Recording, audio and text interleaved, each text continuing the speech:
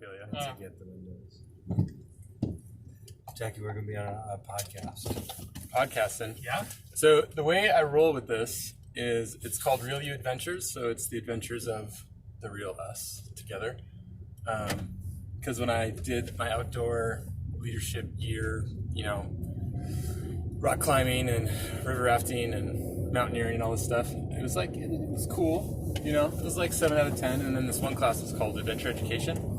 And it was about the adventure of humans in an outdoor setting. And I'm like, this is my jam. So that was like 11 out of 10. And so from that, I was 20 when I did that, or 21, and it's kind of evolved into this nonprofit that I started called Real You Adventures, where I take people out in the wilderness, and mainly young people, like college age or high school, and just have them. It's not so much the challenge of climbing a mountain, but the challenge of going deep.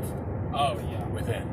That's the intention. The physical challenge wasn't, for me personally, it wasn't the hardest. Yeah. It's loving yourself, finding things within you. Yeah, and it sounds like you went through, pretty much that's the way me and Tom relate so well. He didn't know I was doing that nonprofit. I didn't know he was doing Inner Guide. We're doing the same thing, not really involved with each other's lives, and then now we're, enmeshed. Now we're doing it together. Now we're doing it together. Yeah, so, but basically the way I set up the premise for it is there's no topic or agenda. It's just this space for just authentic conversation, kind of like what we had on the way here. Exactly like that. So the river of conversation just goes how it's going to go, but I put 3 rocks in the river. Did I talk about this last time? No. To kind of flow around, if you will. So the first rock is politics. Okay. Just kind of avoid that. Don't get Jack started. Yeah, right? See, it's a whole rabbit trail. Just because I've noticed... This is Tea Party. I just because I know, and I'm not against politics, I just notice it can become the topic, and then we don't tend to get to potentially interpersonal stuff. Yeah. So there's definitely a time and place to talk politics for sure. But on this podcast, that's not the intention. The second rock is swearing. If you swear, it's okay, but it's just mixed company listens to this. Yeah. So I want to give access to those who want to listen and not feel like, hey, my kid's right here. Yeah. And then the last one is, and this is obvious, but we're not going to tell anybody else's story or talk negative about anyone. Okay. If you do bring anybody up, it's to put them in a positive light. So. Okay. But other than that, it's like that. Wherever the conversation goes, it just goes. I love it. I love it. Where do you end up? Where does it find a home? As far as the conversations I've had? Yeah. I don't know. They're just very natural. Are you finding? Do you post them? Do you share? Yeah, they're all. It's all on YouTube. Nice. So what I do is I edit it. Okay. And then I let whoever was involved listen to it before I make it live. Cool. And they give the green light. So if they just want to keep it private with them, just have the private link. Yeah. That's just for their own personal edification. But if they're cool with it being live, then yeah. So awesome. You all get to hear it before. Fair enough. It goes out. Well, so I'm sure we're very happy to support. Yeah, right on.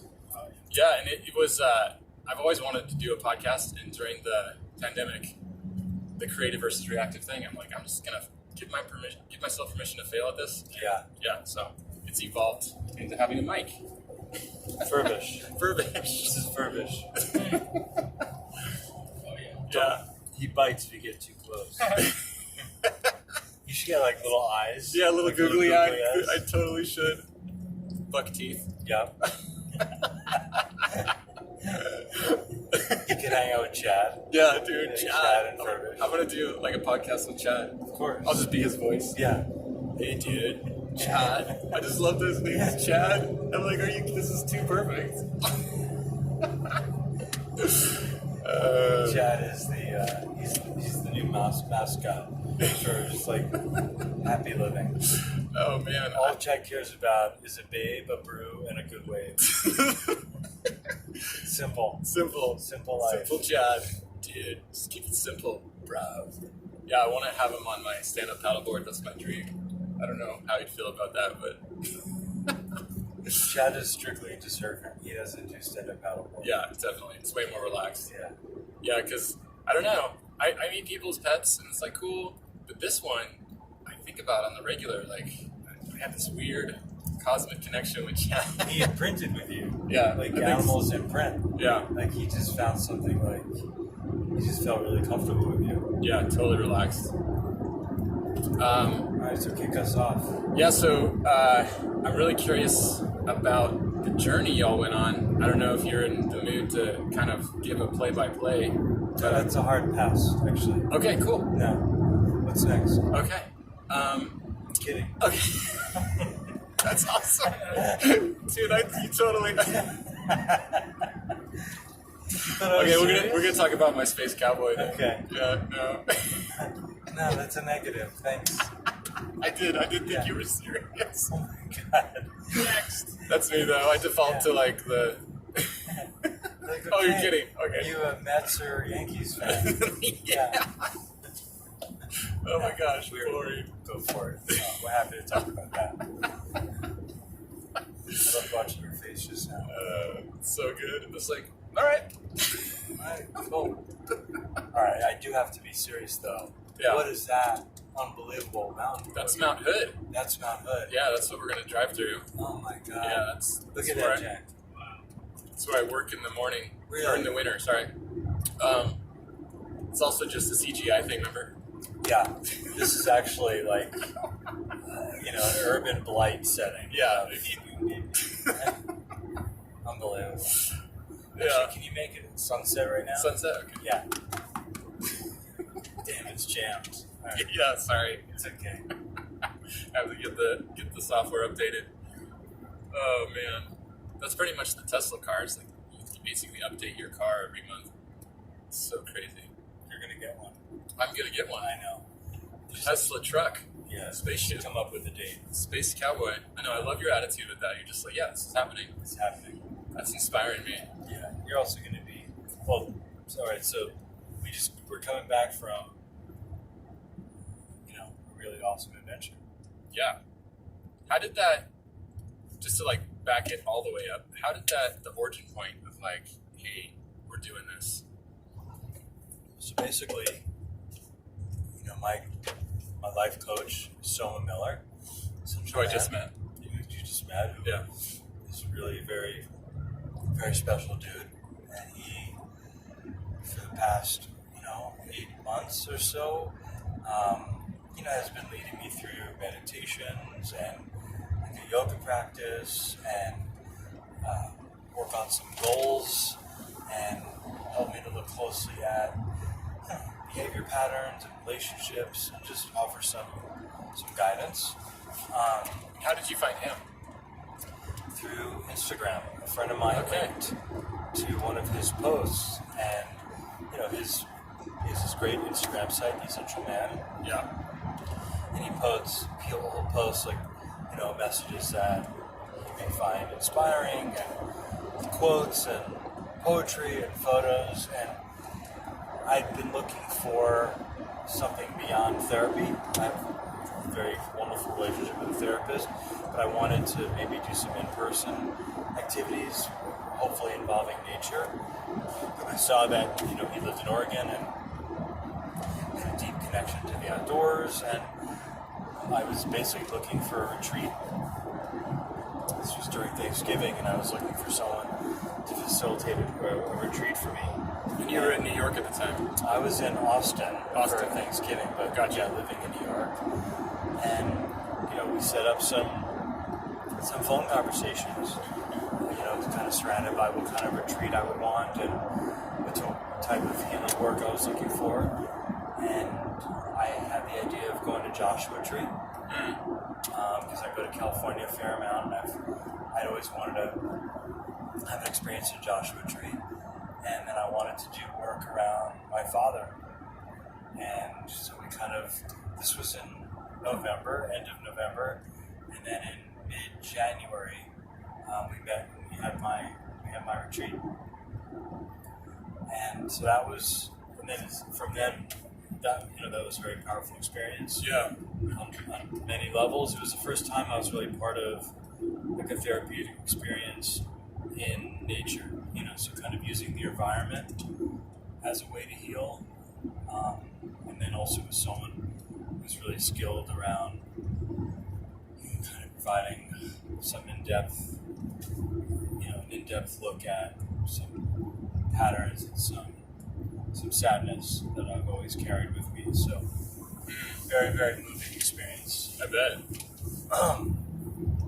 And then so he and I have maintained like a weekly relationship on Zoom, where we'll do like a physical practice. So he's very breath work oriented. So we'll do breathing, breathing exercises, usually some yoga, some movement, like kind of shaking up, some stagnant energy, or maybe he'll have me, shake different parts of my body and, kind of bring some life into it. And then we'll talk. It's a pretty big part of my life now. I love him. Yeah, just meeting him, you can tell he's solid. He's very solid. Yeah. And he has a, just interesting approach to, I think he's derived his work from different disciplines and different coaches that he's had himself. He's very interested in ancient arts and primal work and kind of identifying with what he calls like the sacred and the masculine energy. Sacred and masculine. Yeah. So, and then about a month ago, or just about 2 months ago, told him that, Jack is going to be leaving for college early fall. He's a New York City resident, as am I, and I just like the idea of him maybe spending some time in a beautiful kind of wilderness setting before he left for college. And he said there's a guy from my community, Ashland, Tom Shetland, who did not know at that point. Tom Shellstad. Shellstad. Oh yeah, my no worries. God. I get names wrong all the time. Shetland. I got God. Jackie's name wrong back here. Shellstad. How could I say that? He's been on my mind so much. Dude, it happens to me all the time. Tom Shellstad. Tom Shellstad. Shelstad. I was thinking Shetland pony. Oh my God, there's a Tumbleweed. Oh. That was we just saw literally a rolling tumbleweed. That was a legit tumbleweed. Oh, I wish I could have picked that up. I would have taken that home. That would have been my carry-on. How did you program that? Yeah, dude. Yeah. Can you have another one come? I can do that for you. Oh my God. Wow, Jack. Jack is hilarious. Yeah, we just saw rolling tumbleweed. So Tom Shellstad, who is now thankfully part of our lives. Yeah. So Thomas said there's a guy in my community, and he primarily takes young adults out on adventures, wilderness adventures, whitewater rafting, camping, hiking. But because of COVID, he wasn't sure what Tom was doing. And then a couple of days later, he reached out to Tom. I went on to Tom's website, Inner Guide Adventures, and very fortunately, Tom said, I'm not really taking groups out right now, but I'm available for some private experiences. Yeah.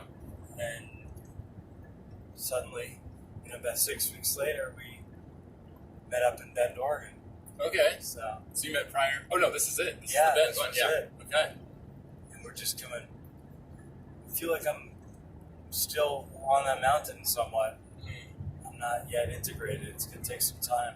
That's a good thing. Yeah, That's a good thing. Write that out as long as you can. I really want to. I need to hold on to it. Mm-hmm. And we're gonna keep Tom in our lives. Yeah. So much of my life, Tom is very much gonna be in our lives as well. Yeah, Tom's a cool dude. Jack, how was it finally meeting up in person after speaking to him on the phone? Oh, it was great. It was great to finally meet with him in person and kind of actualize a lot of the discussions that we had, and to begin embarking on this journey. It was amazing. Just looking at the website and just hearing, looking at his bio and looking at the journey that he's taken on with teenagers and young adults and people of all ages to go on all sorts of expeditions. We began ours 4 or 5 days ago. 5 days ago. it was a physical, psychological, emotional journey. Hiking the mountain requires all sorts of efforts, and physical is just one aspect of it, for sure.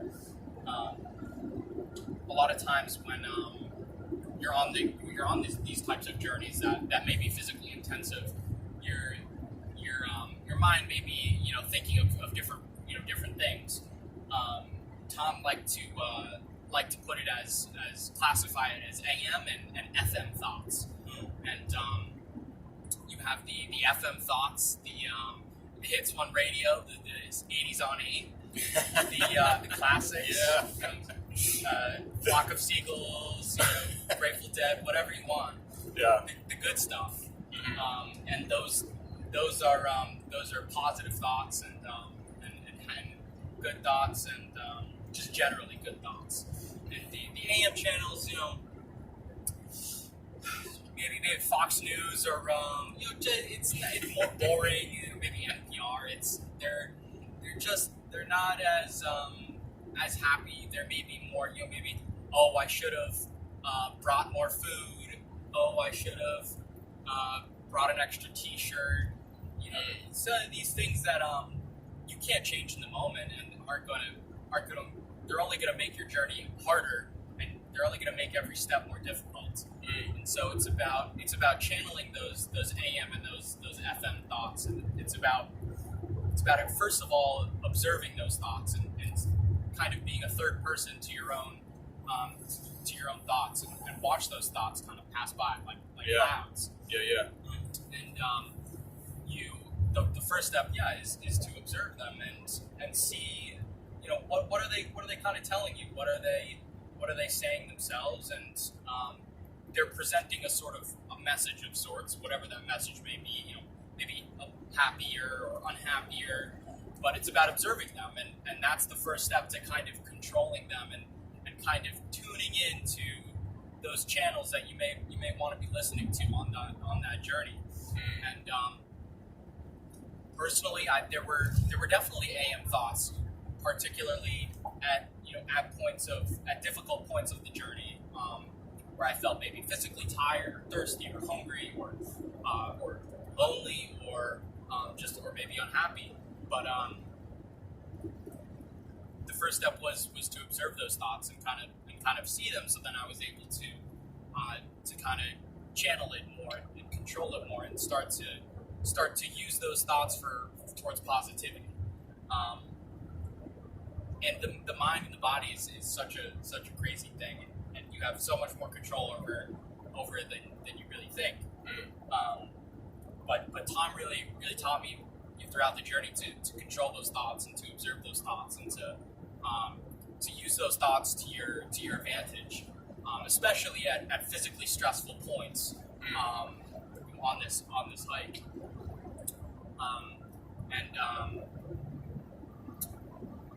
Of course, you can't only listen to FM channels, but it's important to acknowledge, when the AM turns on, and so you kind of acknowledge and keep going on your journey. And we kept going on our journey, and we got to the top of the South Sister Mountain. It was roughly 10,300 feet. It was beautiful. Probably see 50 miles. I thought I saw some fast food down near the North Sister. I mean, you can see every single thing out there, and it was just the most beautiful, elating moment that I could. I mean, of course, it's indescribable unless you actually you're up there yourself. And we slid down on there were some snow patches left. Slid down the snow patches and got to this beautiful little bowl area, kind of near the top of the mountain, about 1,500 feet lower. Camped around there for 2 nights, and it was just the most beautiful view we had. We saw Devil's Lake, which is all the way at the bottom, and we saw the Green Lakes, which is about halfway up. and we had the first meal that we cooked was we had a chickpea masala, and it was the best chickpea masala Yeah. I've ever had in my life. Yeah. It was the best filtered water, and it was the best brown rice. It was just the most delicious meal I ever had. Yeah. And it was so awesome. And kind of after the first night, I embarked on my 24-hour solo journey, Dang. which was an amazing experience. Yeah. I was able to learn so much more about myself and physically learn more about my meat suit and how things work and how my emotions work and the whole gamut. And it began with thinking about those AM and those FM thoughts. And since I wasn't hiking, we were past the destination. We already did the most physically taxing part, and so it came to now more of a psychological component that we were kind of dealing with. The most important thing about those AM and those FM thoughts was, or the best way to think about them. Of course, think about them like clouds. You observe them, but the number one thing for me was meditation and to control my breath. And controlling my breath changed the whole game. It really put absolutely everything into perspective. It allowed me to really. I mean, of course, we were stopped at that point. We were not, continuing our journey. We had paused the journey, but your mind is always racing at every point in life. It keeps going wherever you are, whatever you're doing, and meditation really helps you pause the journey emotionally and mentally, and to just think about your breath, think about breathing in, breathing out, and honestly, the 24 hours went by quicker than I would have ever expected. Because once you kind of put yourself into perspective, you kind of just breathe in nature. It really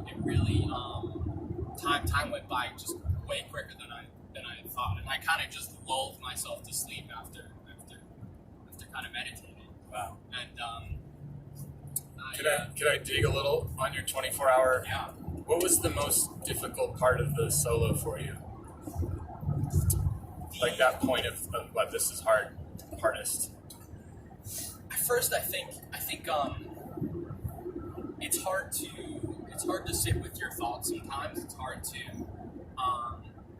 to kind of watch time go by, because at first it can be really slow and it can kind of drag on a lot, especially at the beginning, when you're kind of just, the sun is beating down and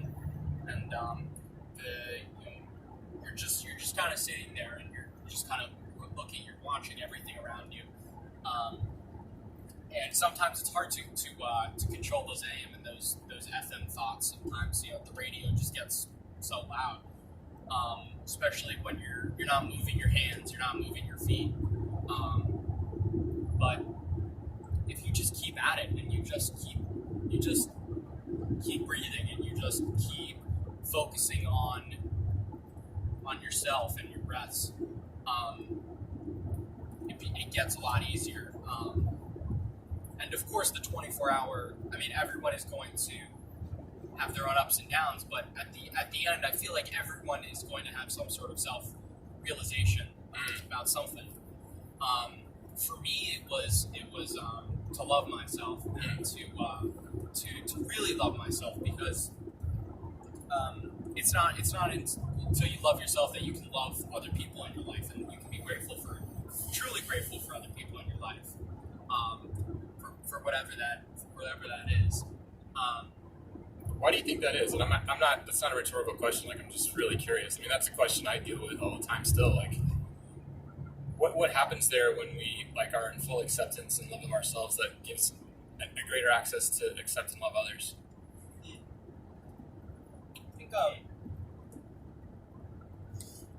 you can't truly admire a person for certain qualities that they have, for certain things that you love about them.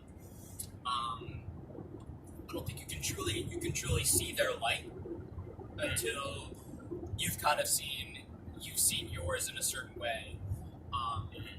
That makes you kind of look at everyone else's light in an individual way. It's not that the love that you may have had was superficial prior to kind of loving yourself, but it's a real paradigm shift, and the way that love kind of hits you and hits other people and creates those connections is just totally different from before and after, and the way that you connect with people and love people, it comes from a much deeper place. Although it wasn't superficial before, and that love has still carried on for however long. But it's a different kind of love that you have for people, and especially for things and for the small things, because there's a lot of there's a lot of things in the world, but even the smallest little pebbles and the tiniest little birds and little ants, it starts from there, and that love kind of grows to people and to relationships and to bigger and bigger things. That was kind of what I kind of concluded on my 24-hour journey, and it was such an inspiring journey. And luckily that wasn't the end of it. I was able to hike down off the waterfall area down to the Green Lakes, and we were able to finally just jump in the water. It was like 40-degree water. It was the best feeling water I've ever felt in my life.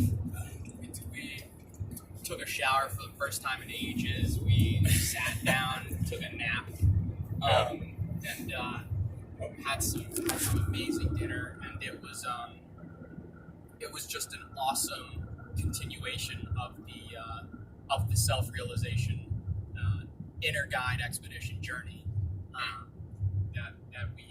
that we had. And then at that point we kind of connected with Mike and Soma, who had began to climb up the mountain.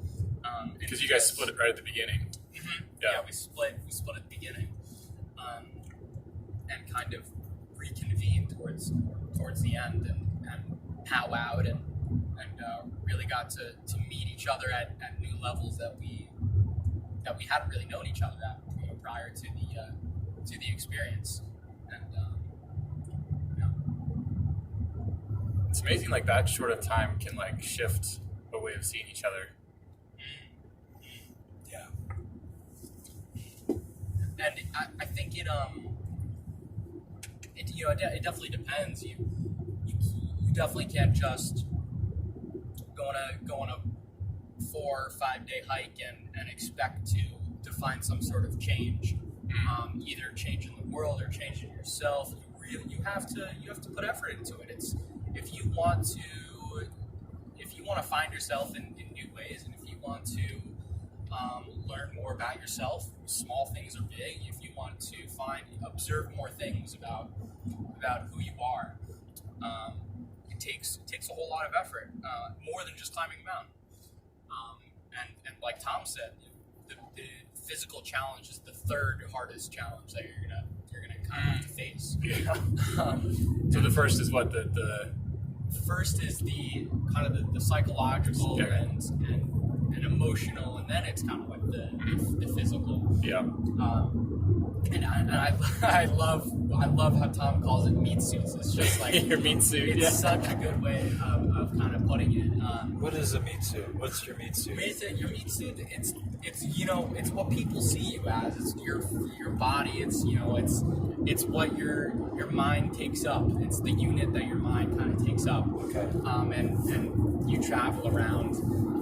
It's like your avatar. Your avatar. Your meat spaceship. Exactly. Your outfit. Your ego costume. yeah, your spaceship on this intergalactic journey. On a giant little spaceship and a giant spaceship. I mean, the Earth is kind of a giant spaceship, right? Sure. It's like Oh yeah, flying through space. tumbling through space. Yeah. Not to mention, like, when you see the stars like at night, like 10,300 feet closer to the sky. I mean, it's so hard not to think that there's life outside of Earth. I mean, you just see shooting stars, and you see comets, and you see planets and moons, and stars, and it's like it's just so unbelievable. And you see clouds of stars, like you see the Milky Way in like a whole different way, a whole different perspective. I'm gonna reset it every 30 minutes. There we go. Cool. And you just kind of sit under the stars, and you just kind of observe things. But Did you have fear sleeping out in the open on your own? Was it? yeah, for sure. I mean, it was cold too. It got down to in the evening. It got down to 20 degrees. Oh man, Give or take. That's some cold. wind chill. Yeah. Yeah, that's chilly. Yeah, my toes were shivering a little bit. Turn the heat on. yeah, I was trying to get the radiator. Radiator going. Yeah, it's broken. Yeah. Take it. Come on, Tom. Yeah, come on, man. What did I sign up for? Yeah. Come on. What's this? Portable heating. Is there a bidet out here somewhere? Exactly. Yeah. Need a good bidet. Need a good bidet. Who needs toilet paper when you have a bidet? Forget it. Yeah. Oh, That's being Japan creative. does it right. Japan does it They right. do. Yeah. I wonder if bidet prices went up. Like more people bought those. Oh yeah, sure. Sure. Anyway, rabbit trailing. That's cool, man. That because you live in the city, right? New York?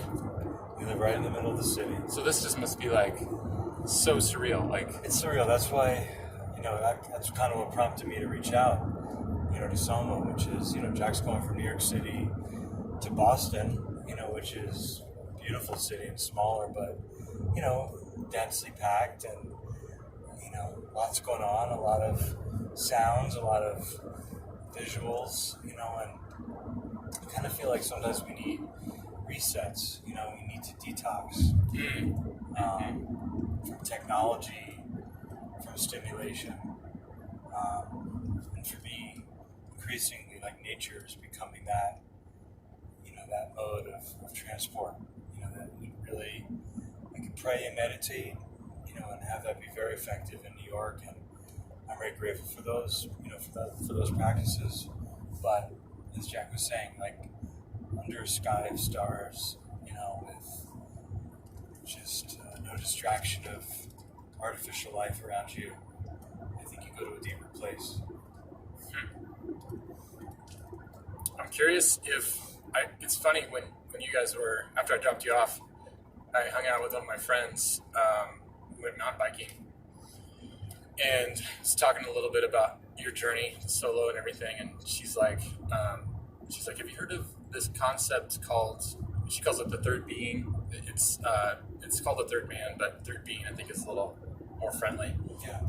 But these people that, do research projects up in Alaska, months on end alone, or people that are stranded a long time alone, like that guy who got his hand caught in the rock. Yeah. There seems to be a pattern that these people experience the third being at some point, which is kind of this very gentle, loving presence, and then they don't feel alone anymore. Wow. I'm curious if that kind of experience was noticed at all. Did you feel that, Jack? Yeah, definitely. I definitely felt kind of outside of myself a little bit, kind of at a certain point of observing your thoughts and getting good at seeing what you're thinking and trying to stay away from that, kind of trying trying to stay, social distancing away from your thoughts just a little bit. Ooh, Kind of, that's I hadn't heard you of just that. you just started something there, buddy. I like that. Drop the mic. Drop the you go. Furby. Podcast is over. That's awesome, dude. Social distance your thoughts. Yeah. That's gold, man. That's gold. Keeping it nice. Write a book. Few Write a feet book. away. Jack, That's a title, right? yeah, you've got your that's your $1 billion idea. You just paid for college. Good job. Exactly. I get to retire. That's Jack came up with that. You can't steal that. Yeah. It's We've now trademarked, This has been registered it, and patented Patented. all in the past minute. Yeah. Done. Sorry. That is, retired. that is. Did you just come up with that just now? Like, Yeah. I just. It just kind of. I'm gonna think on that Like a more. river. Or watch myself think on that Yeah. more. Yeah. Yeah. For sure. From Yeah. a good, healthy distance. From a good healthy distance. Yeah. 6 feet from my thoughts. Exactly. Stay. If we could take one thing away from this pandemic. Yeah, this is the good learning. No, but that's true. We're consumed by our, like there's an expression like self-centered fear. Our fear that we're going to lose what we have, not get what we want, lose people in our lives, not find the right people in our lives, losing a job, getting a job. They consume us, and they take us out of our present. So I think that's such a beautiful concept. Yeah, I love that, Jack. And with regard to the third being, that's something I'm much newer to spending time outdoors than you are, and then a lot of people who I'm sure you know as well, just through your work. Nature is a presence, and the sounds of, to me, they're like the sounds of God. If whether it's a bird, whether it's just seeing how when you're out, time passes in a different way. And sometimes I think it's more slowly, but also, in some ways it was faster. We were suddenly having a meal, around a Bunsen burner and dehydrated 3-bean chili, which was absolutely amazing, delicious. Like, I can't believe the technology. And suddenly, it's dark, and we had like a little, campfire chat, a little conversation, and you're getting into bed, so in some ways I think time goes faster because you're more in cycle with like the rhythms of Earth, and I guess we're kind of meant to have that cycle, go to sleep when it gets dark, wake up with the sun. So even just to have a few days like that, that's a reset. We're still primal beings, we're not that distanced from our ancestors, and I don't know. I feel different. I really do. The key for me is going to be figuring out how to hold on to this. I don't want to have to return, to this type of setting to feel this way again. And not to be said that I don't want to have these experiences personally. Like, I would every month love to have an adventure like this, and I feel like continue to experience, challenge myself. But how do you live this way, integrated back into a life where you're expected to be on call 24/7 and have hundreds of emails a day and texts and calls and meetings and life pressures and taxes and receipts, and how do we keep this, these feelings alive? How do you have one foot in the Matrix and one foot in reality? Yes. Yeah, because Matrix isn't going away. No. Tech's not going away. Yeah. That is the ultimate question, my friend. Yeah, like seriously, that's the frontier for me as well. Like, how do I dovetail these two in a balanced way consistently? And how to make tech your friend, because It's getting 2 times faster every 18 months. Oh, jeez, is that real? Yeah. Moore's laws. Not a nice one. It's going fast. It's going faster. My dad said this, that when we were in analog time before tech, we were in analog time. We were like in real time. But now with tech is going at the speed of light, and since we're analog beings, it's going faster than we are. Yeah. So how do we live with it now? Well, Tom Shellstad, not Shetland. Tom Shellstad had a beautiful suggestion, which I think we're going to take up, which is, we could use tech to be our friend. And he was saying, use it, to set out your phone, a periodic reminder of breathe or to take a pause. A saying that Tom says, which I love, is, how's your heart? Yeah, how's your heart? How's your heart? What if at 12 p.m. every day you had a message that said, how's your heart? Which is just that moment to kind of consider, how am I right now? How am I behaving?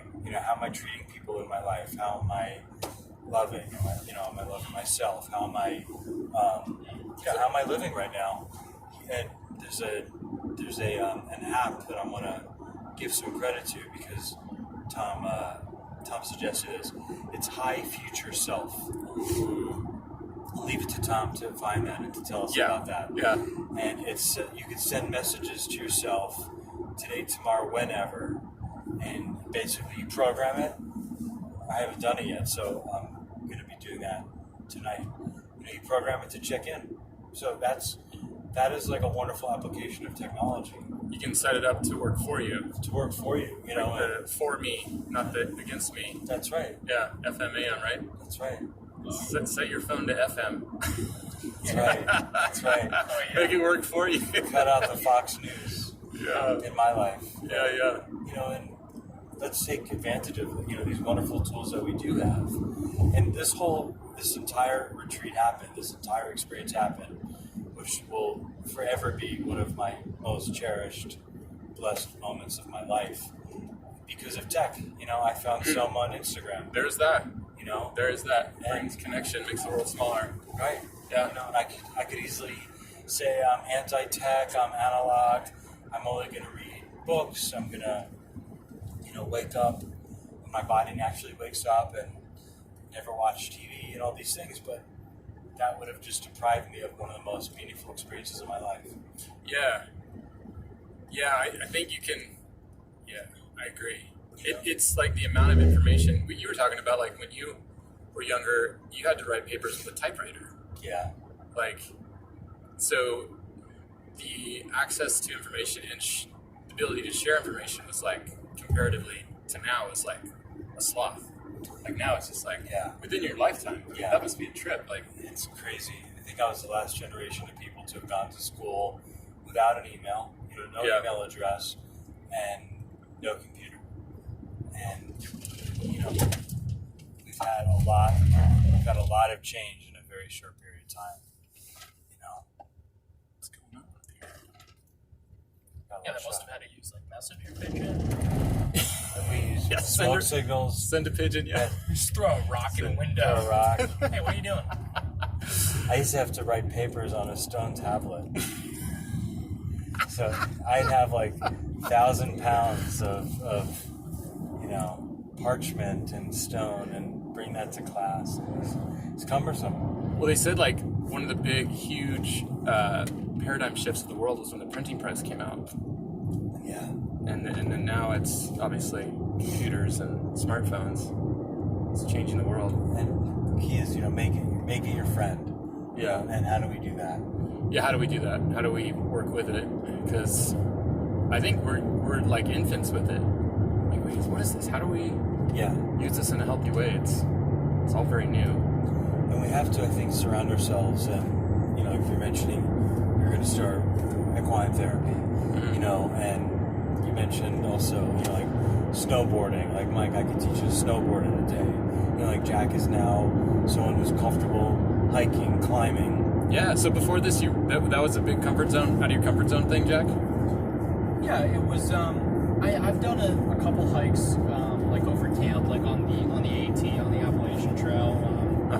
Just like a few day hikes, a few different day hikes, it was totally out of my comfort zone. Oh, nice. Both on an emotional and physical level. I mean, it was a massive hike for me. Okay.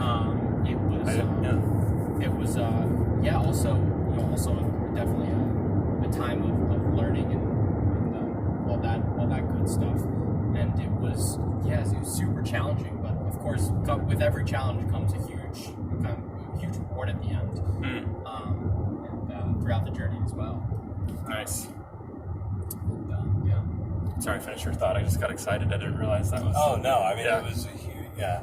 You know, I think we have to find ways to physically challenge ourselves to get out of our head.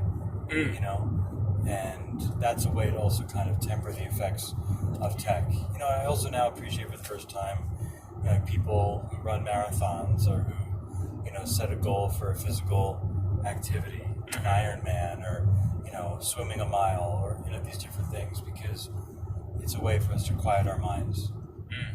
That's why, as Tom was saying, like the AM and the FM, you know, that because we are so stimulated, we need, you know, I think we need, you know, as many natural experiences as we can. So, yeah, I don't know how I'm going to reintegrate now. We're gonna have to do a follow up. We can get creative. Yeah. We can stay with the creative Yeah. train. Yeah, we need to. What are your access points where you live as far as tools to get in tune with this vibe that you're in right now? But the first thing for sure is definitely whatever, you know, wherever you live, whatever you're doing is to continue that breathing, that meditation. It's kind of bring yourself back to that top of the mountain, or that place where you were just kind of just feeling nature around you. So definitely try and breathe.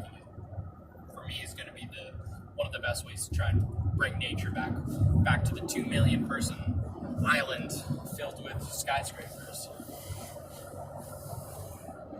It's also that much more challenging now with wearing masks. You know, we're wearing masks in public and in every store and in appointments, and it's harder to get a proper breath that way. You know, like we have to fight that much harder now, you know, to get a good breath in, especially in the summer. It's hot, you know, you're wearing a mask, you know, you feel like you're kind of suffocating a little bit, so it has to be that much more mindful of practice. You know, I'm going to start to go to sleep now with my phone outside the bedroom. That was something that Soma and Tom both recommended. You know, the first thing I do in the morning is I reach for my phone. Yeah. 6:30 in the morning. Last thing I do at night, before I've breathed, you know, before I've said a prayer or, you know, had a moment to meditate or to, you know, kind of gather my thoughts. That's going to be a new practice for me. And Jack is going to be my accountability taskmaster. Hey, accountability. That is mine. Yeah. There you go. Yeah. Awesome. He's going to make me do 50 push-ups or... Yeah, or $50 for every time. Yeah, it's going to be anything, $50 or 50 push-ups. So, depending on how I'm feeling, I'm either going to be slipping in 50 or I'm going to be hitting the floor. So, You should call him in the morning. Oh, you have your phone. 50 Yeah. push-ups. exactly. Venmo. Usually I'm up a good 2 or 3 hours later than he is. So I'll have Okay. to see. Yeah, maybe put like a baby cam, something like that. Yeah, exactly. Yeah, I'll just keep a close third eye. The third being. Third being, yeah. Yeah. Accountability, third being. We have to. We're really gonna try to hold on to these, you know, as much of these new practices as we can, and do check-ins, you know, with these guys. But yeah, But you have this like anchor point. That's what I call them. These experiences. It's like very anchor much point an to anchor go. point. Yeah, to go back to. Like, okay. It's a growth chart. Yeah. We have we live in the same home where Jack has lived his whole life. You know, in our bathroom, in Jack's bathroom, you know, we have the check mark of watching him, you know, grow taller over time. Yeah. And this is going to be You one may of be those. growing a little bit shorter over time, but Yeah, that's happening to me now, but Yeah. I'm gonna have to stretch. You're talking about breath, and I don't know if you've ever studied Richard Rohr. He's like a No. mystic kind of Franciscan monk kind of guy. Does a lot of how do I say the word? Contemplative prayer, but he also combines action. So he started this program called Contemplative Action. So it's not just sitting doing nothing; it's also action. I like that. And he was talking about Yahweh, how in the Jewish tradition they don't like to say the word. They don't like to give God a name. Yeah. So Yahweh is a breath. So they're breathing God. You know, I'm Jewish, and I've cool. never heard what you've just described. I've never known that, like, Yahweh is the breath. You're breathing, the breath yeah. of life, or is the breath. Yeah, Wow. isn't that cool? I've never had that connection made for me. Yeah. Wow. Yeah, when I heard that, I watch his lectures, and I'm like, dude, That's really cool. you're my guy, Richard. Yeah. All right. Shout out to Richard. Shout out to Richard Rohr. That's really cool. Yeah. And there's I can mention that to my rabbi. There you go.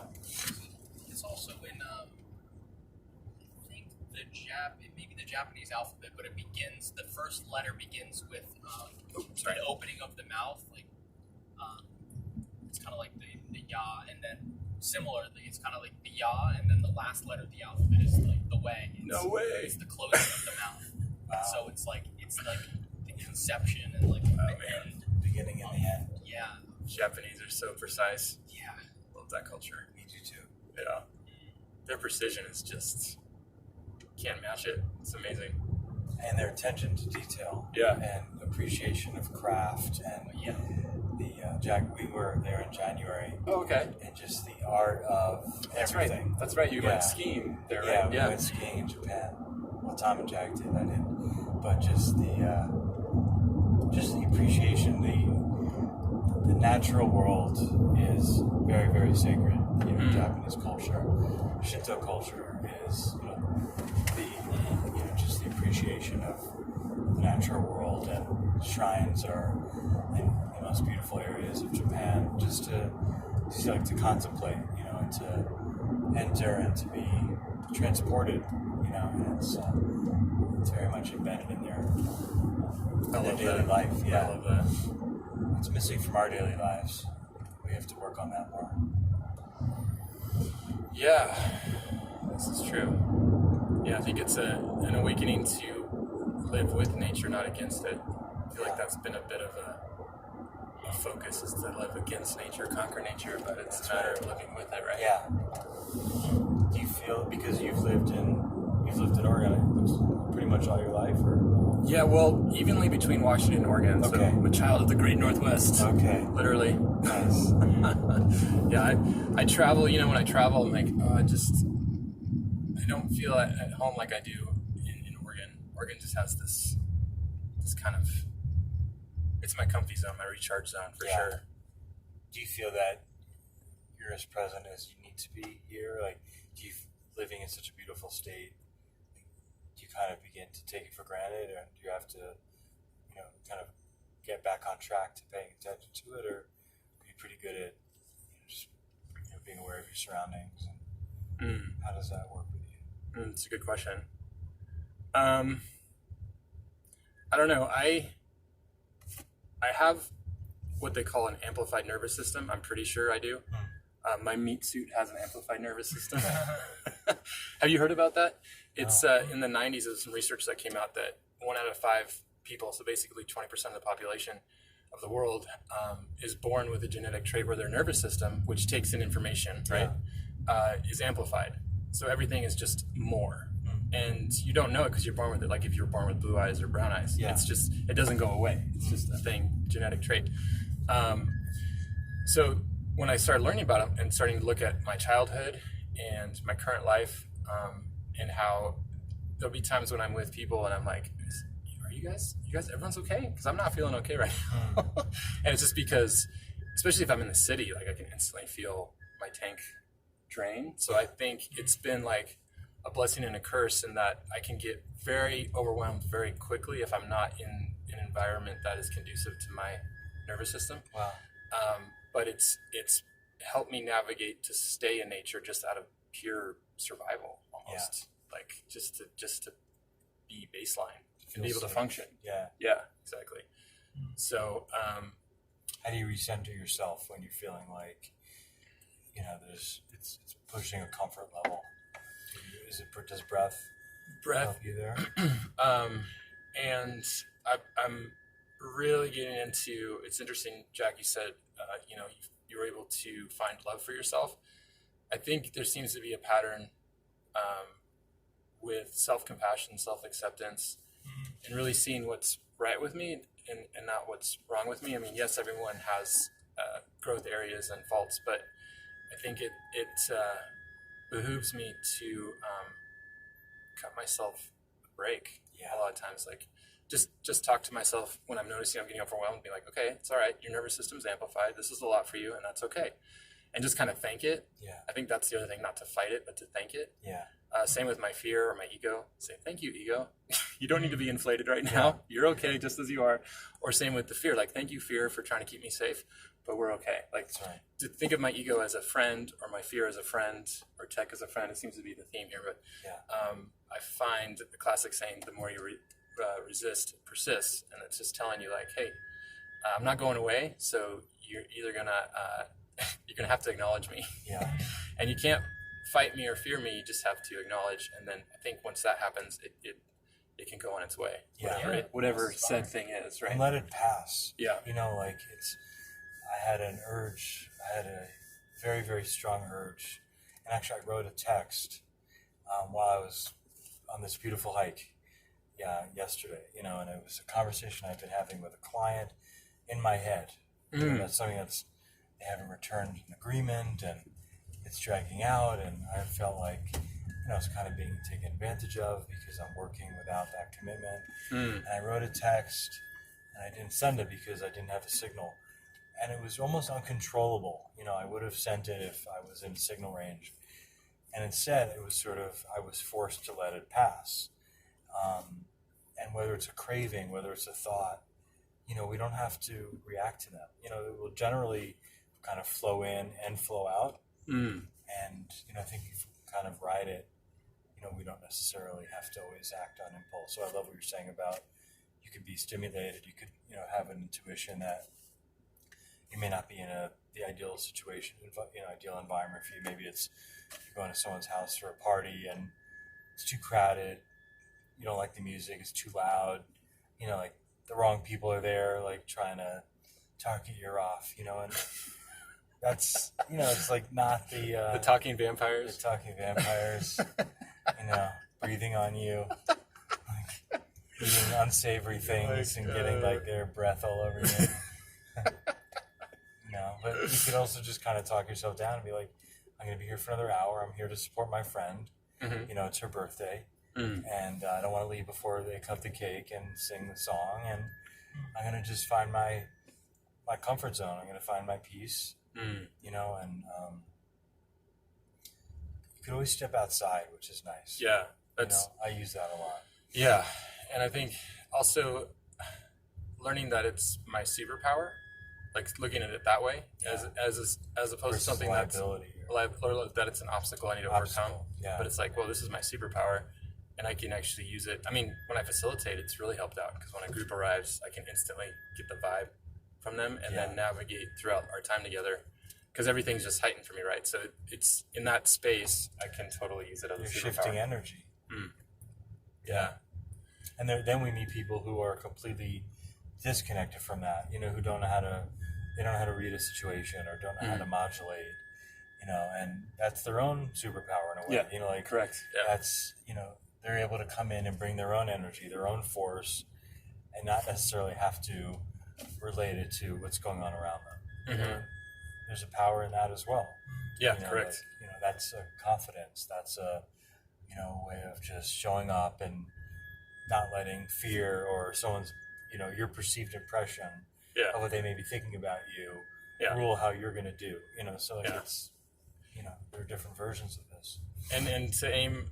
I try to aim not to compare either. Like, okay, I have my superpower, like you're saying, and they have theirs, and it can kind of rest in each other's. Yeah. Like, Jack, you were saying, like, if I see the light in me, it's easier to access the light in others because you feel like you have a place, right? A place and purpose. So that means, okay, I have a place and purpose in the cosmos, and so do these awesome people. Cool, what's your jam? Yeah. And instead of like a comparative thing or feeling less than or greater than, it's like, oh, we're all in this together. That's right. How do we work together? Yeah.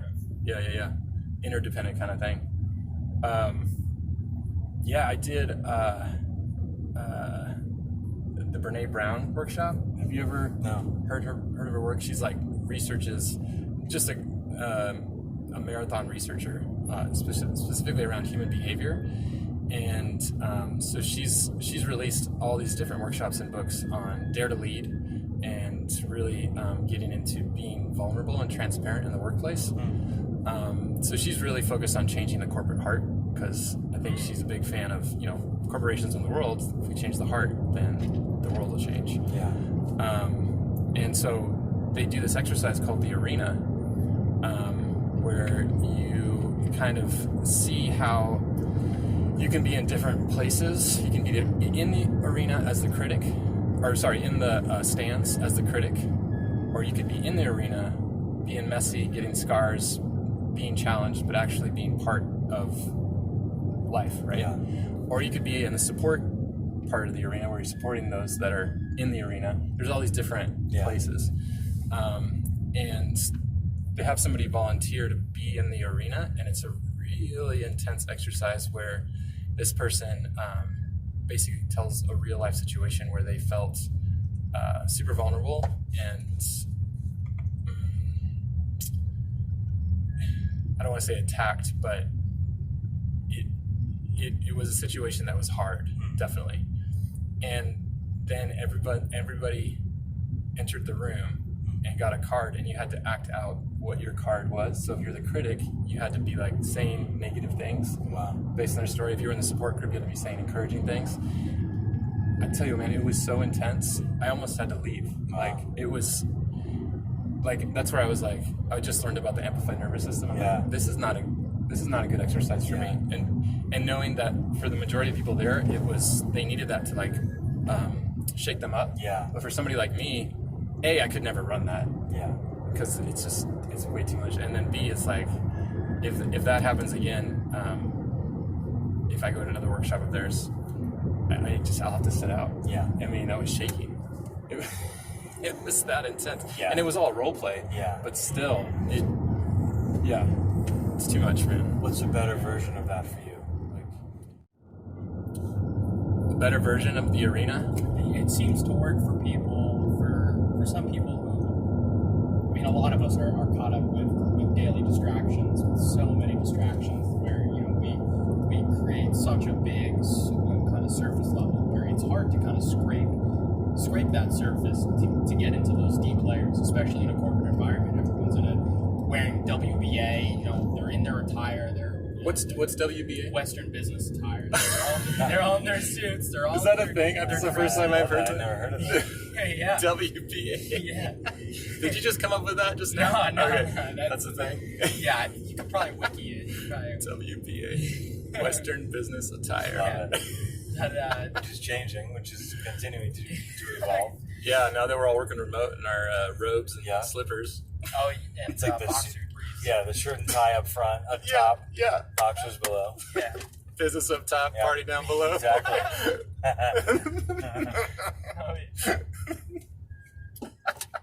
Body down under. That's right. Anyway, you were saying. Or to scratch the surface of the. It's hard. Sometimes a lot of people have those thick surfaces, so it requires a lot of action, a lot of emotion, a lot of discussion to break into those deep layers and kind of talk about and to kind of get into some real stuff. I think it's definitely easier for other people, and I think the activities and the conversations will depend and kind of on that kind of person and how that person cooperates with themselves or with those thoughts and with those discussions. But I think it serves its purpose in the corporate environment and really kind of gets down to the critical talking points in those structured, orderly environments. So with your superpower, you prefer a more subtle approach. Right? You prefer more one-on-one. Yeah, or facilitating a group through challenges in the forest, like with the low element course. Yeah, where you have those obstacles and kind of having the freedom to bob and weave with the group, how I kind of sense it should unfold. I think because I have that awareness amplified, I'm able to pick up on others in the group that have similar like it's a lot for them being there. And so I'm big into inclusivity. So I kind of vibe off the one that is the most like out of their comfort zone. And that's like when you hike, sometimes you put the slowest person in the front, or the leader of the group is always behind the slowest person in the group. So I like that mentality of like, this is the pace we're going to go with, I don't like the word slow, but the person that needs the most, I guess, encouragement, or where they're so far out of their comfort zone that it could easily get to panic or an experience where it's not going to be beneficial. Because that'll bleed into the entire experience for the group. So I want to hold space for everyone that's there, and I start with the one that I'm vibing with. That's like, most fragile, I guess you could say. Sure. Yeah. Do you feel like you sense people's pain and anguish pretty closely? Like if everything. So if someone's angry, it's like, whoa. It's you a really lot. feel it. I really feel it. Yeah. Or sad or happy or even if they're not in touch with it, like even if they're maybe just sort of trying to put on a smile and be there, but dealing with some things on the surface. Yeah, correct. I can feel through that. Yeah. Do you usually, in those situations, like if it's in a facilitating situation where it's around healing, do you, in a way kind of approach them with that and call them out in some way, just to say, I have a sense that you may be going through some difficult stuff, or do you kind of just allow it to come up organically? I'm definitely more of a fan of the organic allow, and maybe I'll shift how I say something, maybe a different inflection or a different verbiage. Maybe I'll give a glance in a way. It's very subtle. It's kind of like maybe it's a Scorpio trait, but it's kind of like an incognito ninja kind of way. I wouldn't call it manipulation. It's a motivation for sure. I try to use my gift to motivate. But I know like if there's someone where I call them out, they're just going to recluse more. Yeah. So it has to be a frequency thing. That's why I think proximity is so important, because like when you're around somebody, you just feel the energy. It's like, okay, we're going to go this way or that way or back off this way and dig in a little bit here. Yeah. It's a dance, right? Make them feel safe. Yeah, because if you're not feeling safe, it's harder to open up. And you're just kind of living in your own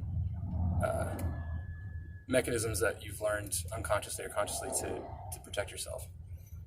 It's a real gift for people who are that way, with Tom and Soma, to bring people, out into dangerous, extreme situations. If you're not a hiker, climbing a 10,000 foot high mountain, with hot at the bottom, freezing on top, not, knowing techniques and rhythms, that's like a Jedi gift too, being able to take someone in a totally different, comfort zone for them and make sure they feel safe, have their heart open, they're there to grow and to, experience not just a physical challenge, but also emotional, discovery as well. Like, I know you do that in your own work too. Like that's an incredible gift to be able to provide that, to people who are looking for that experience or who need that experience.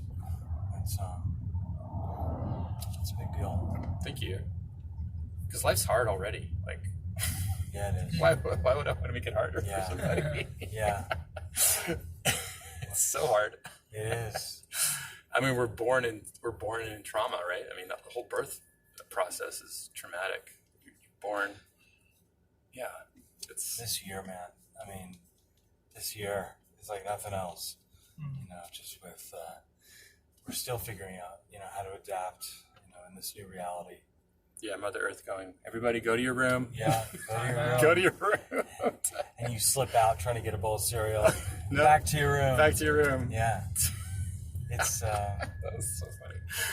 We had that actually. So there's so many examples of that, but Soma and I we were at Clear Lake. Have you ever been to Clear Lake? No, I've heard of it though. Oh my gosh! Is it clear? Does it live up to its It name? lives up to its name. It's clear blue-green, aquamarine water. Whoa. No motorboats, so Ooh. everything is a paddle Glass. boat, glass, ice cold, and you Mm. could see I don't know how many feet down, 15, 20 Oh, feet. dude.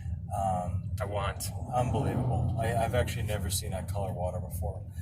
And we got there, and we arrived there around 3 because we'd had a busy day prior, and so no motorboats, but they do rent out like these paddle boats, decent size.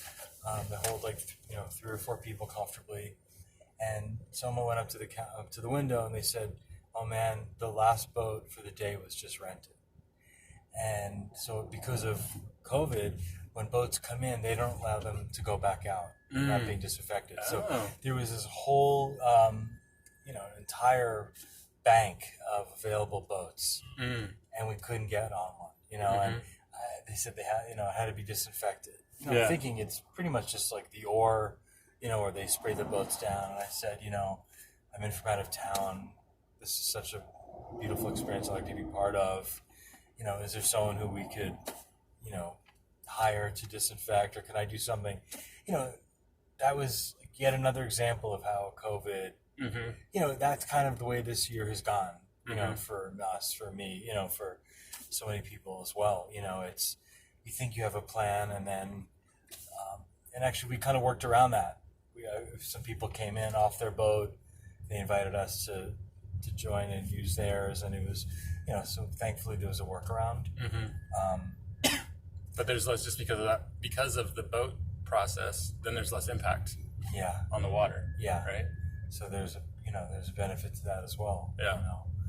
But this has been a year of change and of shifting perspectives and healing. Figuring out, what do I really want? What makes me happy? What life do I want to live? Where do I want to live? How much do I want to work? It's a reset. It's a reset. It's a reset. It's definitely a reset. Yeah.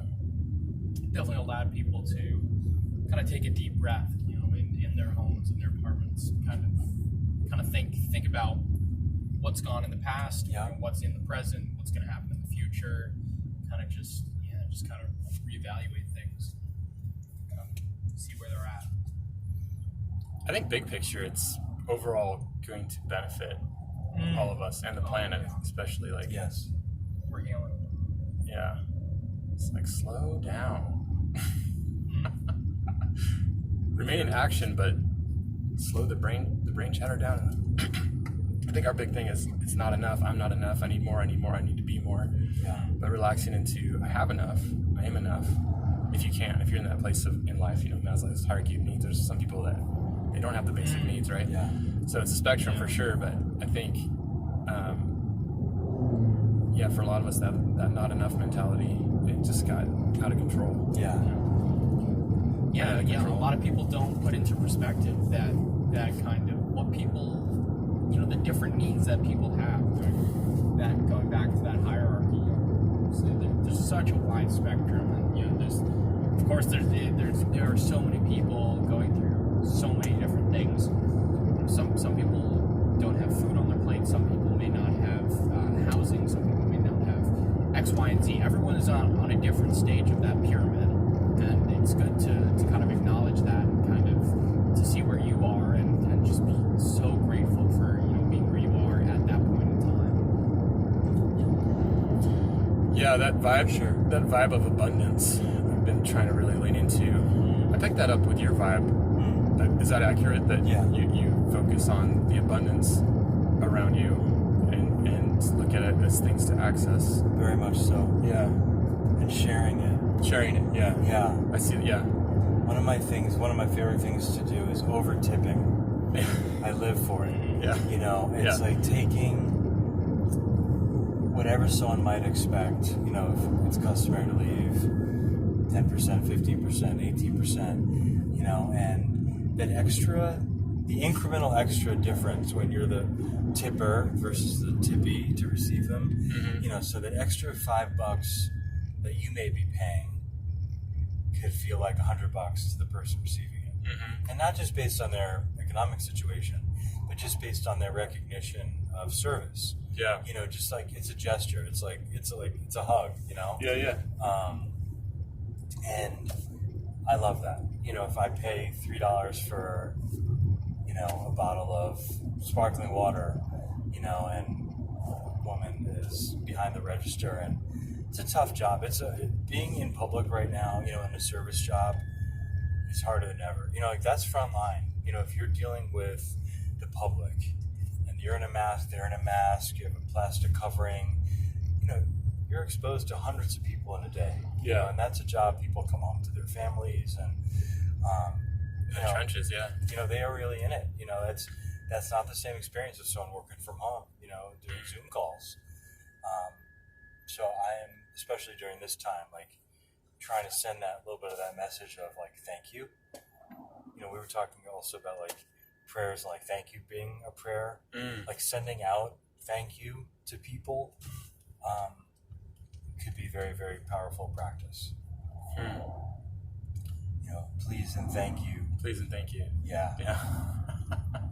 I think as time has gone by, you know, that, you know, the power of those words have kind of been lost a little bit. You know, like I just remember like manners being really something that was taught more in school, and you know, shaking a hand, you know, shaking a proper. Well, we're not shaking hands right now, you know, unfortunately, but like, you know, simple courtesies, niceties. You know, holding a door. You know, letting someone on the elevator first.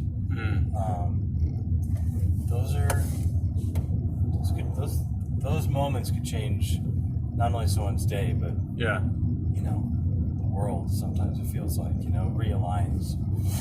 It's true when I'm like in public and then somebody shows just that kind gesture, it kind of like, oh, kind of, if I'm in a funk, it kind of resets me. Yeah, totally. For sure.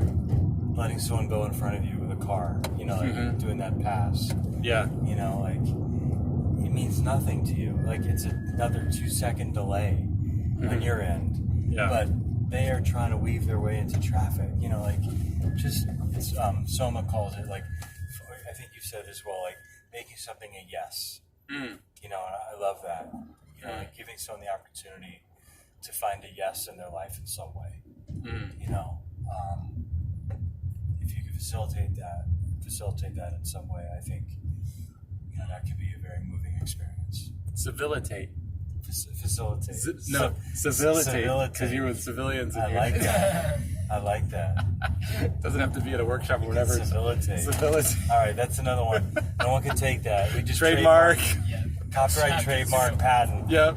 T-shirts being printed as we speak. Civilitate. Back off. Civility. It's true. There actually should be. It's interesting. We now need, I think, some experts who could talk about like how courtesy and how, you know, like public consciousness has changed, you know, in this time. You know, because it has changed. It's no longer the handshake, the hug, you know, I don't know, showing up at someone's home with a bottle of wine. Like, everything is different right now. You know, so like I'm wondering, like, what can we be doing to share that love in, you know, in ways that are considered approachable and safe? Yeah. And, Well, my first thought is eye contact. Because that's really all you have. The body language and eye contact minus, you know, the mouth expresses so much, right? So, yeah, eye contact. Yeah. And it's looking for those, what are those, crow's feet? That's how you know someone's smiling? Yeah. Except in New York where everyone gets Botoxed. Oh, yeah. We don't have crow's feet. You don't have crow's feet. No. Botox that away. Yeah. Krispy Kreme donuts. I find crow's feet very attractive in a person, to be honest. Well, it's their permanent smile. Smile like you see lines. there. Yeah. No. It's New York City, starting at age 12, you basically have to be Botoxed so that you can't show any emotion. Yeah. Wow. Yeah. Now. Just, you're doing the thing.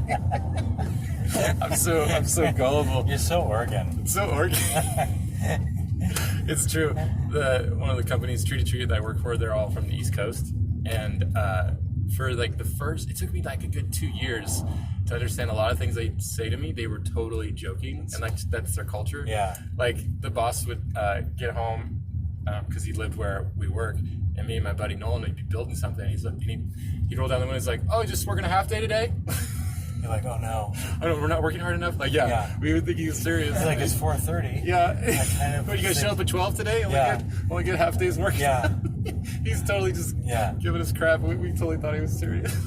That's nice. On the East Coast, we like to make people feel like really uncomfortable about themselves and question if they're doing Yeah. the right thing or not. Like that's a comfort zone for us. Yeah.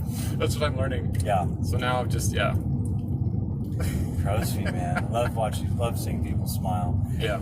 It's pretty devastating, like not being able to read their facial language.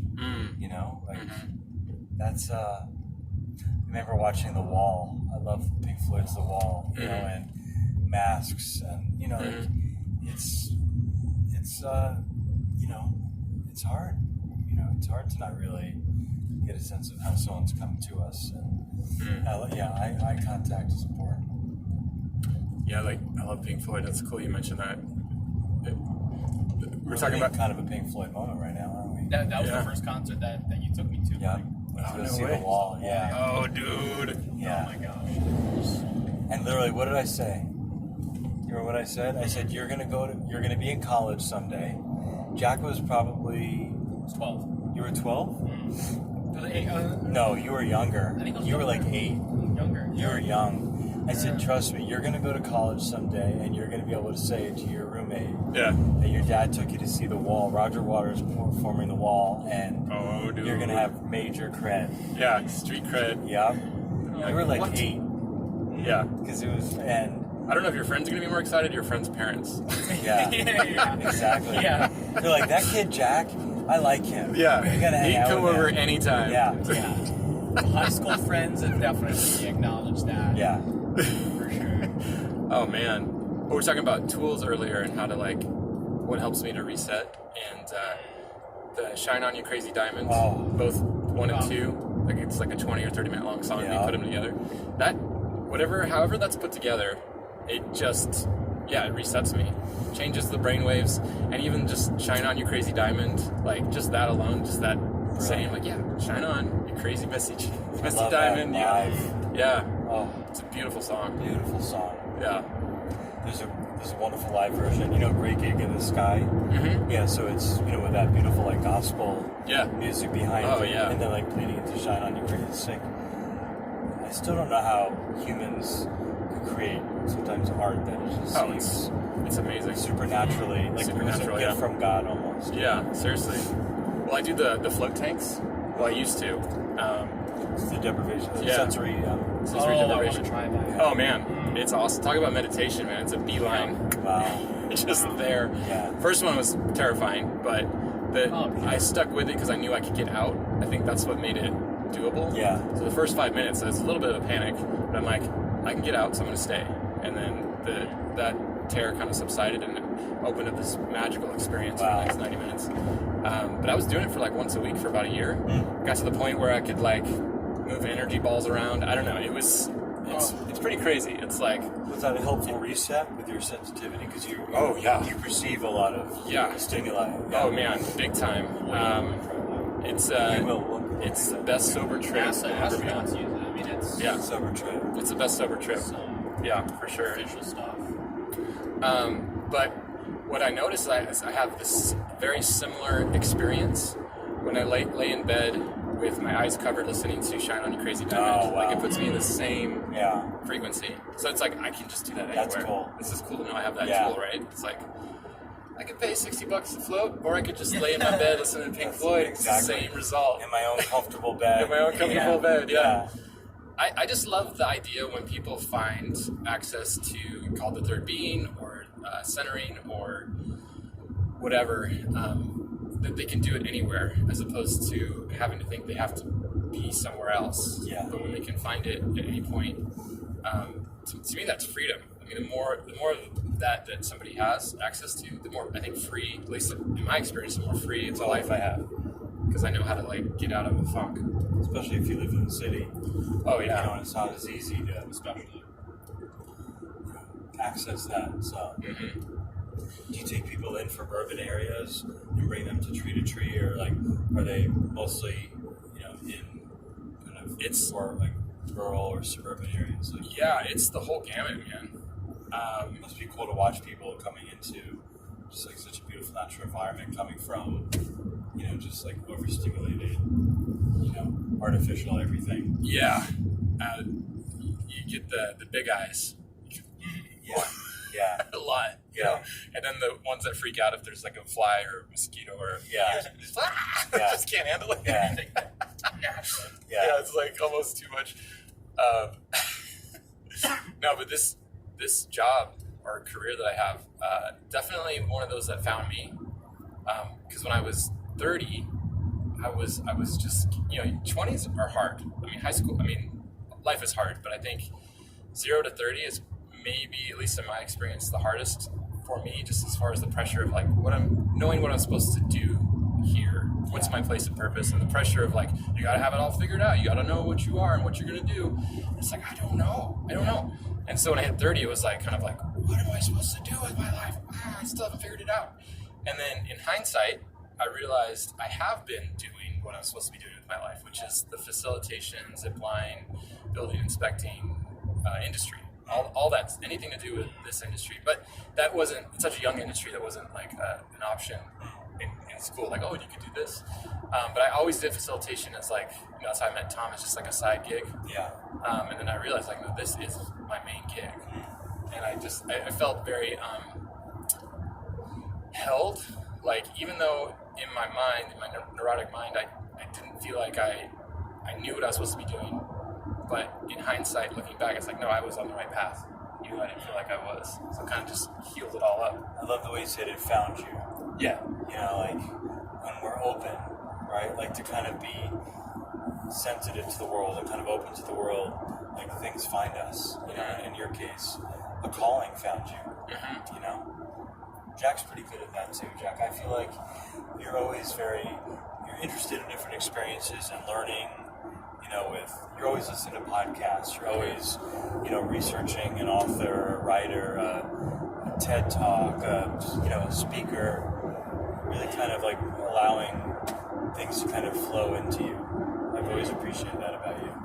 Yeah, and I think that's kind of where the internet may have some of its benefits. Like you can kind of get towards your calling in certain ways, and kind of look, get closer to things that you have interests about, and kind of start to reach your fingers out into the ether.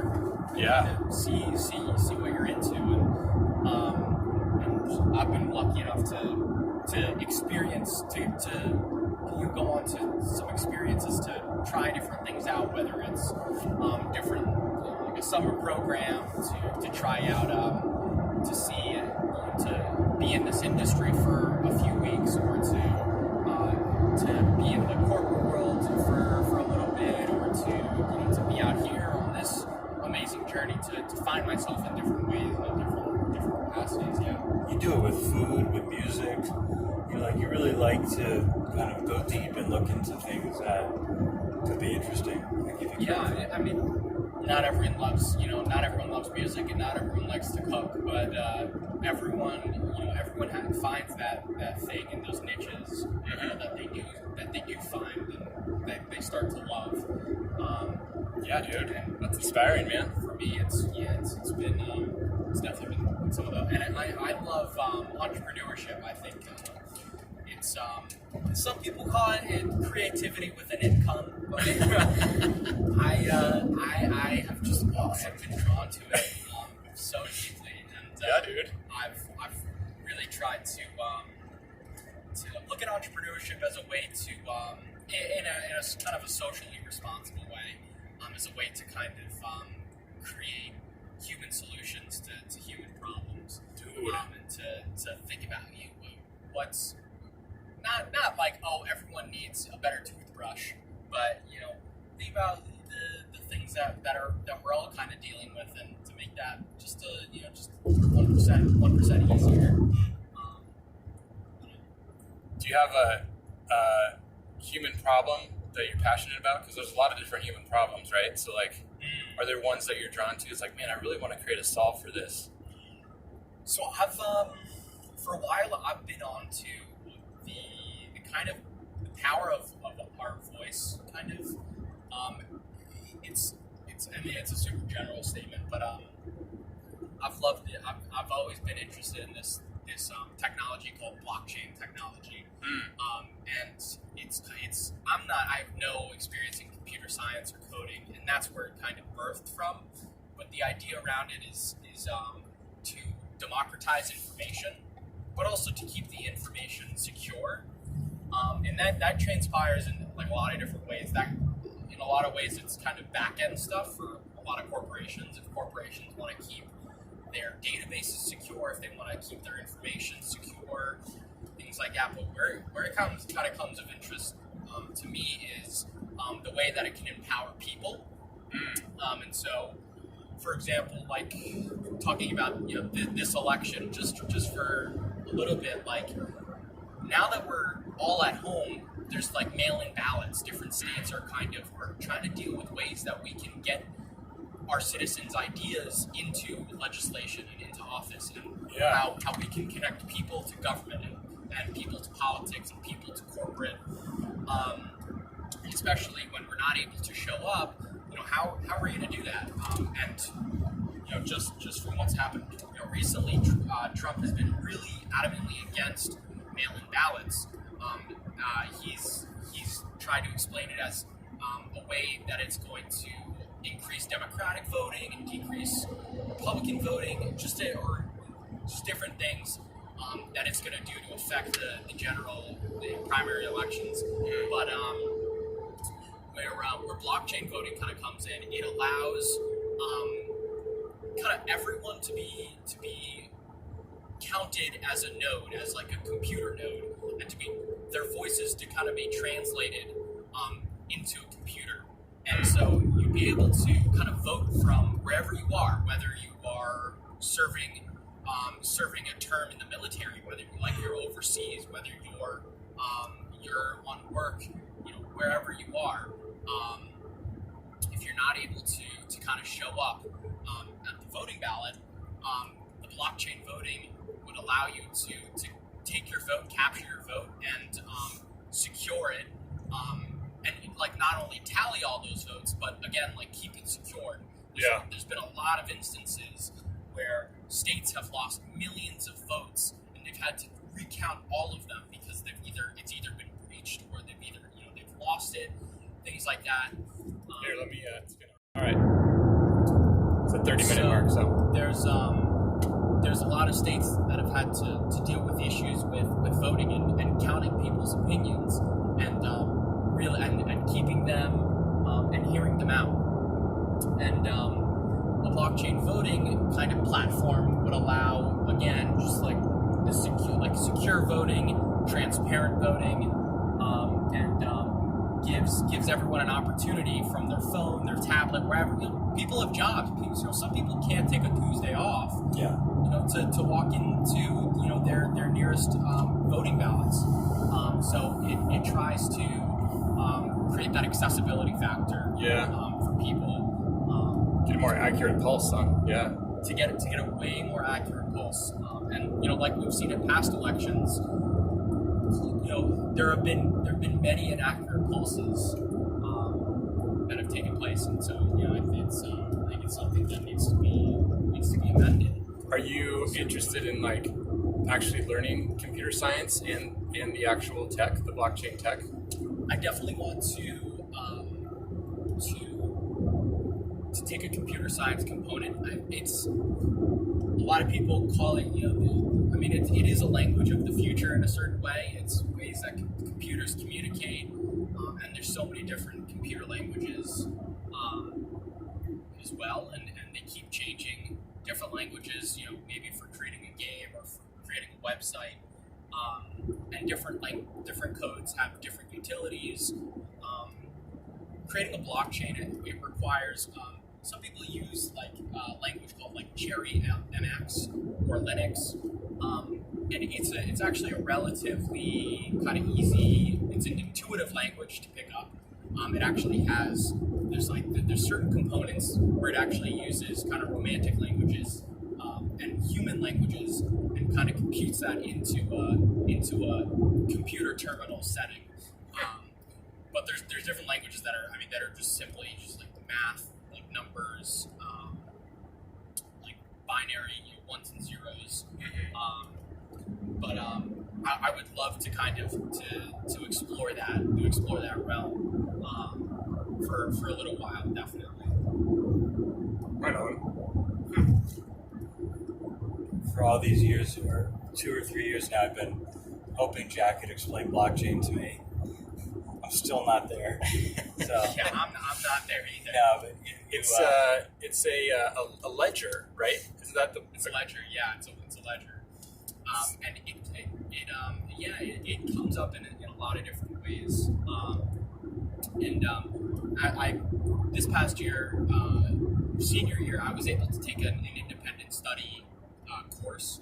So I was able to kind of choose a topic that I wanted to kind of delve into, and I chose blockchain, and I also chose government and the history of government and how that's kind of how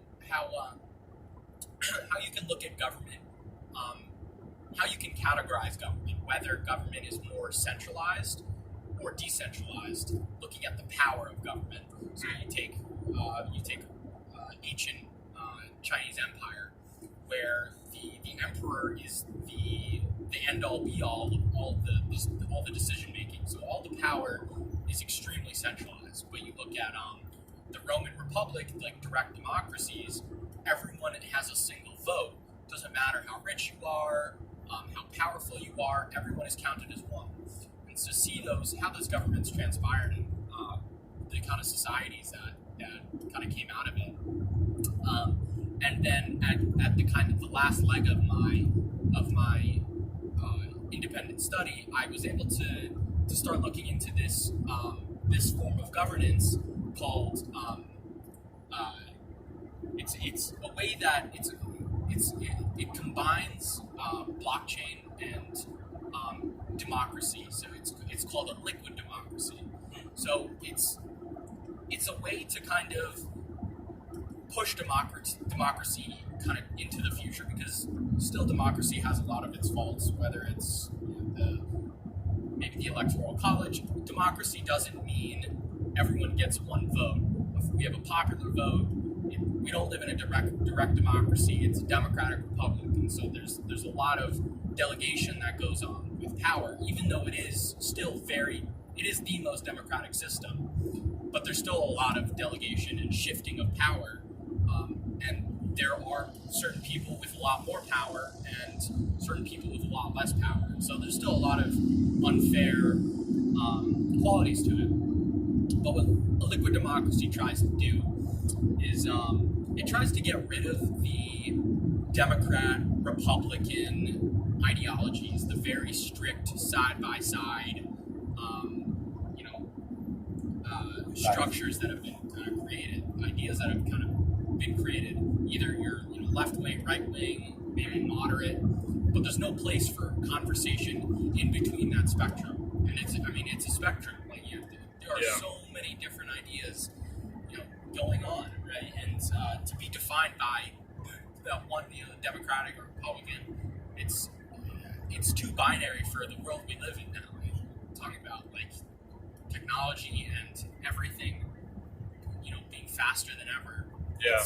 It's just not enough. It doesn't talk about what needs to be talked about. It's like a skin that needs to be shed. Yeah. It's a new avatar we need to kind of take on. Yeah. New avatar. Yeah. Trade in our meat suits. Upgrade them. Right. We need a big upgrade. Go on liquid, baby. Yeah, That's cool, man. And what the form of this kind of form of governance kind of does is it votes people in based on ideas. So someone has an idea about carbon emissions, right? Instead of a legislator that may be a Democrat or Republican, bringing the idea of carbon emissions into office. Someone alone comes with the single idea of carbon emissions and brings it to legislation. So that single person gets to represent a single idea. And that person is voted in based on however many constituents, however many people voted that person in.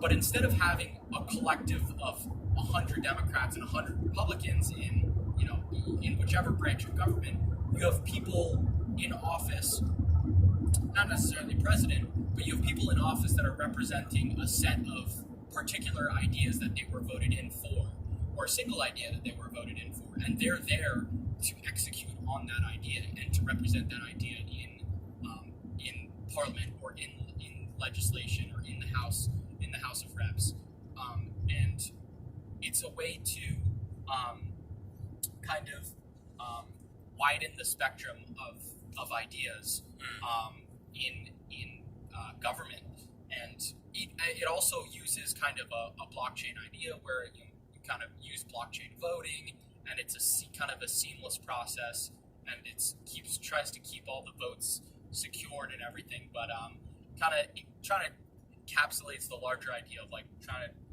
democratize kind of ideas and trying to get as many ideas, no matter however Democratic or Republican they may seem to look like.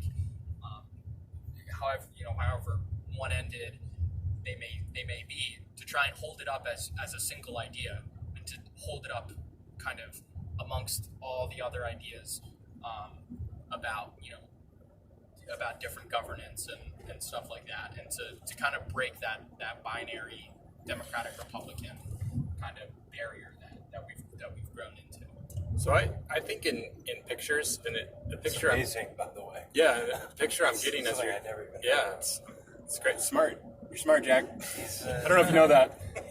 he's a bright kid. We were all smart in our different ways, but you are shining. Yeah. But the image I got was that two-dimensional spectrum, and when you're describing this, I'm seeing a living sphere made up of multiple single points that's kind of expanding. Is it like three-dimensional? It seems like that's kind of that's the Rather image than like two-dimensional. Like we're kind of like Republican, Democrat. Yeah. It's like a straight line. Yeah. This is expanding. Expanding, yeah. What actually kind of what it In every looks direction. like. Yeah. If you take in all of those votes from all of those different constituents representing a single idea, you see this beautiful three-dimensional kind of picture of and it kind of represents like the societal mind, because no one thinks as binary as Democratic or Republican. Some people are now do think like that because they've grown into that mold, but no one thinks like that. I mean, we all think three-dimensionally. That's how we perceive, and to kind of bring that onto a societal level, to start really kind of thinking on a more, start creating legislation on a more complex level. It's kind of the direction we probably should be going towards. So you're saying there's hope for the future with this generation coming up. At least that's what I'm seeing. I hope so. They need to I know save so. us. I know, Yeah. so I'm optimistic. I am too. Yeah, it's good stuff, man. So if you could, I don't know, maybe do three big takeaways from your trip just now. What would they be for each of you? If that's possible to put them in three. I'd say for me, modify some current behaviors and habits that are not serving me very well, and that where I'm kind of stuck, like such as the being on too much access to a phone, being too responsive. So that's one. Number two, it revalidated for me how important it is for me to be in nature and to, literally detox, from an urban environment and have fresh air, and cold water from a stream on my face and feel that. I think I need it even more than I realize, and it has to be, more on a more regular basis than I realize. So that's number 2. And number 3 is just how special it is, how important it is to, be connected to the right people, and reach out, reach out for help when you need it, and having people in your life that,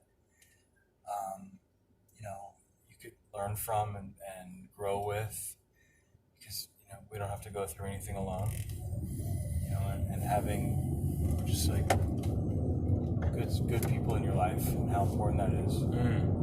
Because this weekend happened, these 5 days happened, because I reached out, needed some help, and had, the right people in my life. So.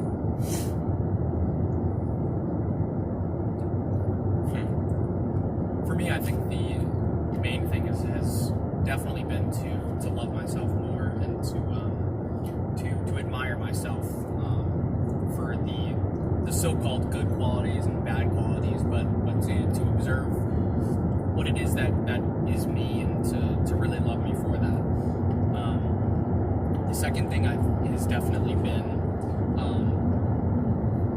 kind of getting back to that trusting other people and to be able to confide in other people. I think now more than ever, people are adopting a kind of stoic personality. Stoic? Yeah, stoic, where they're kind of Stoic? Stoic, where they're trying to be their own Iron Man. I think it's in a time like now, people need people more than ever, and to allow that trust and that love and gratitude with other people is definitely very important for me. I think the third thing I think for me is what Tom Shellstad has kind of taught me throughout the journey is to pack your own shoe, and it's to really take care of your own responsibilities and to own those responsibilities. Really take those as your own. I think it's really easy. It's been really easy for me to kind of shift some of my responsibilities, maybe an appointment or a small schedule thing, and shift that onto someone else and make that someone else's burden or something, so that someone else can maybe remind me to get it done. Accountability, and to really take that as my own. Those big things or those small things, to pack my own chute and to know that I have to get those done when I need to get those done, and to also, if I do fail and if I don't get something done, to own that and to kind of work from that and to move up and to kind of observe it and to learn from it and to just take on the next responsibility. Damn right. Damn right. Some good ones. That was great. Yeah. Thank you guys. Yeah, I'm grateful for both of you. Like, I don't know. I feel like, I don't know if it's just me or the whole world, but I noticed that the people that are showing up in my life are just epic. Oh, yeah. It just seems like there's just, You're attracting. yeah, like without trying. Yeah. Like Butterfly effect. kinda. Like Yeah. I feel like maybe just by the pandemic, me living by the lake and having that morning practice of running in the trails, it's just kind of opened me up, and then it's like, God, universe, whatever. It's just like, here you go. This was here for you the whole time, but now you can see it, right? Like, And it's having the right people in your life, having Tom in your life, having the friend in your life who's Katie, who's bringing you into equine therapy, we're so much a factor of the people that we're surrounded by, I've always loved Jack's friends, his friends' parents, yeah, and it's the community of our lives is very important. You know, for our well-being, for our sanity, for our life perspective. You know, we're very grateful to have met you and bringing us safely and with great inspiration on our journey. Yeah, it's like Insta Brothers. Love it. It really was. I love that. It totally is. Yeah. Yep. Love that. Yeah. Alrighty. Instabro. Instabro. It's bro. Happen. Copywritten. Yeah, we have three Trademark. things. Patented. That's Don't right. go near it. Social distance thinking. Social distance your thoughts. Civilization. Yeah. Civility. Civility. And Instabro. Instabro. Alright, I think that's good. Much love. Much love.